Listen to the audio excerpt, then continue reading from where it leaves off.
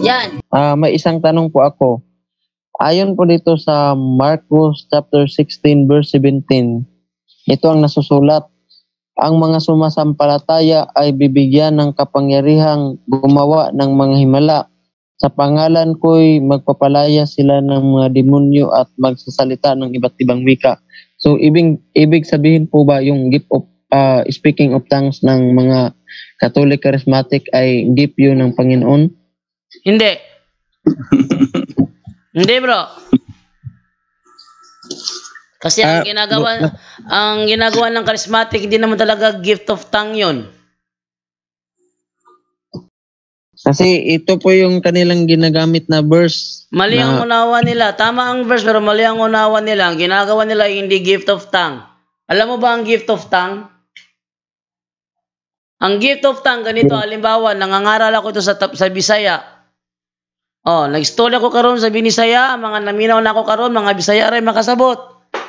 Ang mga Tagalog dili kasabot, ang mga Amerikano di kasabot, ang mga Koreano di kasabot, ang mga Hapon di kasabot. Ang makasabot na ako ang mga Bisaya rin tawon, pagkaluya.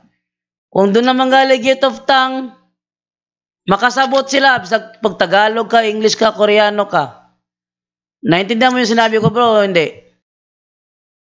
Oo, naintindihan ko po, bro. Hindi, Bisaya pero yung ginagamit, pero yung ginagamit po nila na talata, yung nasa unang Korinto ba yun na sinabi ni Apostol San Pablo na ang nagsasalita ng ibang wika ay sa Diyos na kikipag-usap sa unang Korinto ba yun? Yes, tama yun, bro. Nagipag-usap siya. Pero, gaya na sinabi ko, naiintindihan ng nakikinig. Pag hindi naiintindihan, hindi wika. Ano bang wika? Hindi wika yun. Kailan ba naging wika yung Anong naging wika yun? Anong wika yun? At saka kung kakausapin mo ang Diyos, kausapin mo siya gamit ng mother tongue mo. Hindi mo siya kaya kausapin, hindi mo gamit ng mother tongue mo. Ayun kanila, peke yun. Yung ginagawa nila peke yun. Ang biblical na gift of tongue na iintindihan. Halimbawa, nagbibisaya ako. Yung mga Hapon na nakikinig, ang kanilang nauunawa, ang kanilang naririnig, yung wika nilang sinasalita ko. Yun. Pag ang Inchik ang nakikinig sa akin, ang patinig nila nagmamandarin ako. Amerikano, nag-i-English ako. Tagalog, nagtatagalog ako. Gayong ako naman ay Bisaya, binibigay ko salita. Nauunawaan nila na ako ng lahat ng nakakarinig. Yun ang gift of tongue. Pero pag, man,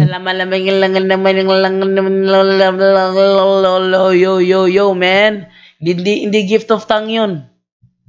Ang tawag namin doon, bubbling. Bro, ano po ba yung gagawin namin kahit ano po yung paliwanag namin na ipinagbabawal nga yung speaking of tongues? May mga kasamahan din po kami na nagpapatuloy rin po. Sabihin mo ganito, bro. Ipinagbabawal yan dahil hindi yan ang legit, hindi yan ang tunay na gift of tongue. Ang tunay na gift of tongue sa Biblia. Ayaw po nilang makinig eh. Ha? Ayaw po nilang makinig. Ay, sabi sa Lucas 10:16, ang ayaw makinig sa inyo, hindi sa akin nakikinig. Sabi sa Biblia, sabi sa utos ng iglesia, na huwag mong pangaraping makamit ang mga extraordinary gifts at isa na dyan ang gift of tongue. Huwag mong hingin yan dahil sinasakyan niya ng dyablo. Kaya huwag mong hingin ang mga extraordinary gifts gaya ng gift of tongue. Ang ginagawa nila ay hindi talaga gift of tongue. Brother Wendell, saan yung video Brother Wendell na sinabi niya ni Padinonet Legaspi? Yung kinopya lang yan sa Pentecostal. Teka. Hello, Dre. Hina internet?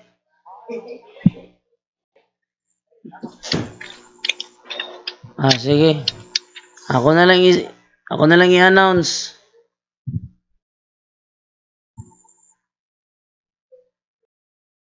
Ako na lang i-announce nga Domingo na lang. Sige. Oh.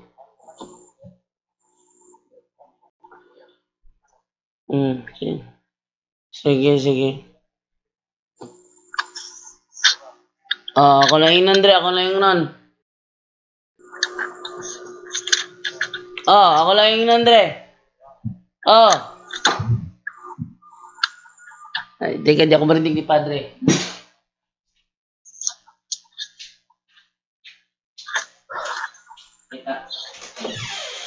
Okay, just repeat to Umbao. Ano yung follow-up question mo, bro?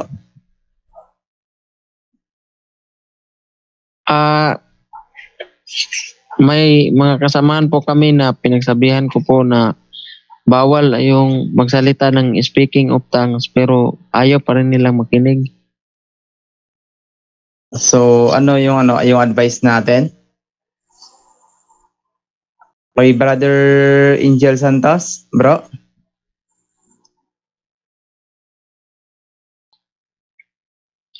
Yes, hello. Basta kung ano lang yung ano mo, ako rin po kasi charismatic pero wala akong ganun, yung gift of tongue. Matagal ako sa charismatic, almost 8 years, no? So, yung iba nag-gift of tongue mayroon silang speaking of tongue pala, hindi na masasabing gift of tongue, no? Pero ako, on my side, because I'm charismatic, hindi ko siya pwedeng sabihing mali or tama because even all the bishop, they cannot say anything unless ida-diagnose mo yan bago siya maging masama. So, yung mali doon, yung pag-aralan mo, no? Kasi may mga pari din na charismatic, nagtuturo sila paano pag-aralan. Which is, sa charismatic na walang ganun. Bigla na lang yung iba, mga talagang nagsisisigaw, speaking of tongue daw. But for ako, tsaka yung pinaka-head namin nun, wala namang ganun siyang speaking of tongue. Ako rin, wala naman ganun na speaking of tongue. Pero yung malalim na pananalangin, meron, no? Talagang... Hello. Post. Pero, yes. Bro. Ito yan, Sabi nila, pag nag-speaking tongues ka, meron kang Holy Spirit. Yung iba naman, nagagawa nila. Ako hindi ko magawa. Ano yung gagawin ko? Para kung wala. Ako hindi. Wala ako niya. Kung ayaw makatabi ko, ako wala. So, ayokong magsabi rin kasi, unless it was diagnosed talagang sa evil yan. But, ayokong yan. When you said na lang nila, sinasadya. Mahirap pa. Yung mga sinasadya, iba naman yun. Yung nagpa-practice, medyo iba yun. Sample lang natin ito.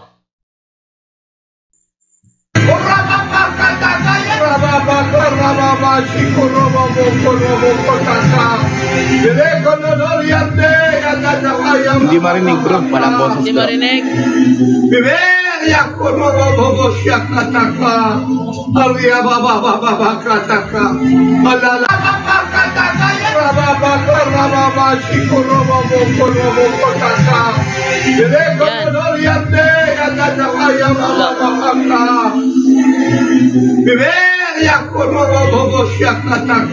Yan.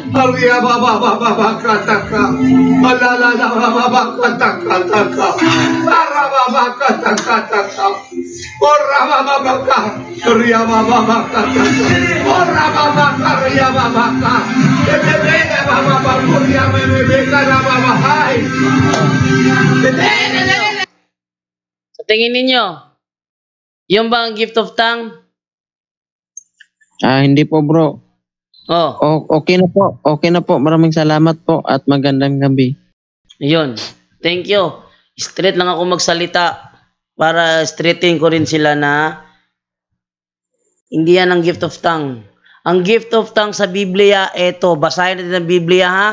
Gawa 2. Ewan ko, bakit yung mga gift of, gumagawa daw ng gift of tongue, ayaw basahin ang Gawa 2? Ano kayang meron dito na ayaw nilang basahin? Gawa 2:1, ang sabi ganito.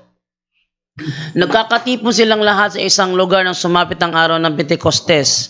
Walang ano-ano'y may ingay na nagmula sa langit na tulad ng ugong ng malakas na hangin at napuno nito ang bahay na kinaroroonan nila.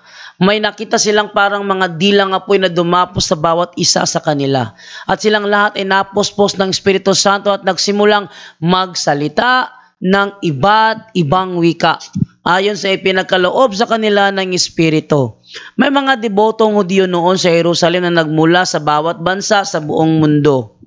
Nang marinig nila ang ugong, nagdatingan ng maraming tao. Namangha sila sapagkat nagsasalita ang mga alagad sa wika ng mga nakikinig. Nagsasalita ang mga alagad sa wika ng mga nakikinig.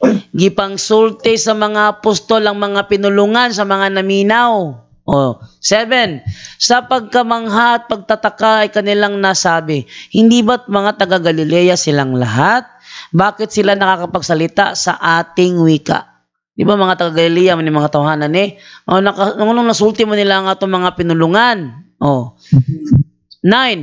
Tayo'y mga taga Parsya, Media, Elam, Mesopotamia, Judea at Cappadocia, Ponto at Asia. Tinawag may Asia? Kasama dyan ng Malaysian, yung Japan, kung meron ng Japan noon, China, kasama dyan Asia.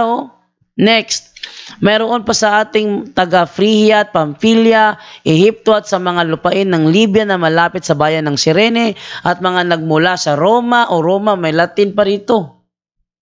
Mga Hudyo Aramaiko at mga Hintil na nahikayat sa pananampalatayang Hudyo.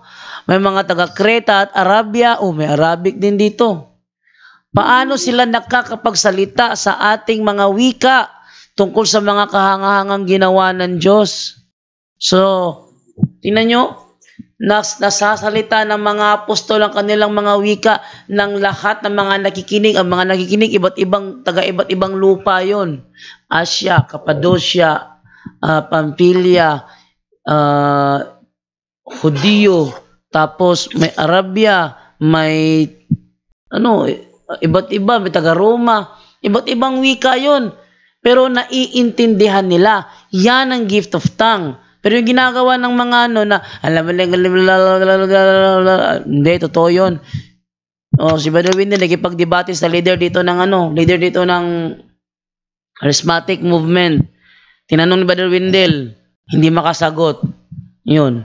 So, di po totoo yun. Brother Jeffrey Umbal,